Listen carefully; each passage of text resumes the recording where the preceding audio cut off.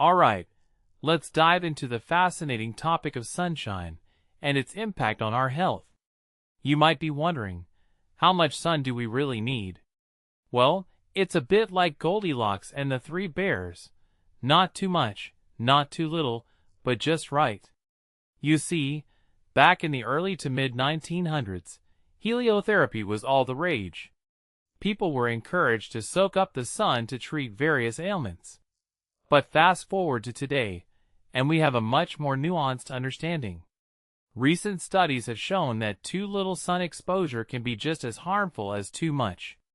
For instance, a Swedish study found that those who avoided the sun had double the mortality rate compared to sun lovers. But interestingly, sunbed use also correlated with increased mortality and cancer rates. So, it's a delicate balance. Now, let's talk about vitamin D. This is where the sun really shines, quite literally. Professor Rebecca Mason from the University of Sydney explains that vitamin D helps dampen inflammation and manage our immune system. But here's the catch. The most effective time to synthesize vitamin D is during the middle of the day, when UV levels are highest. So, a little sunbathing at noon might be beneficial. But wait, it's not that simple. The amount of sun you need depends on your skin type. People with lighter skin should aim for short bursts of sunshine, a few minutes at a time, to avoid the risks of skin cancer. Meanwhile, those with darker skin may need significantly more exposure due to higher melanin levels. It's a fascinating interplay between biology and sunlight. The UV index is a handy tool to gauge the radiation levels. If you have very pale skin or a history of melanoma, you need to be extra cautious. But even then, a few minutes of exposure can be beneficial as long as you cover up carefully afterward. It's all about finding that sweet spot.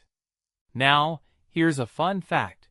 In Australia and New Zealand, they've adopted a personalized approach to sun exposure guidelines. They categorize their population into 3 groups based on skin type and cancer risk. It's like a tailored sunbathing plan. But this also highlights the growing concern about climate change and its impact on sun exposure. Warmer conditions mean more solar radiation, increasing the risk of skin cancer. So what's the takeaway? Well, it's crucial to strike a balance. A little sunshine can go a long way, but too much can be harmful.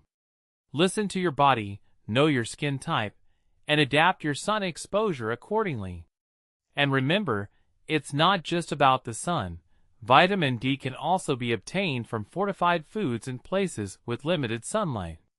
But be cautious, as excessive vitamin D intake can lead to health issues. In the end, it's all about finding the Goldilocks zone for your health and well-being.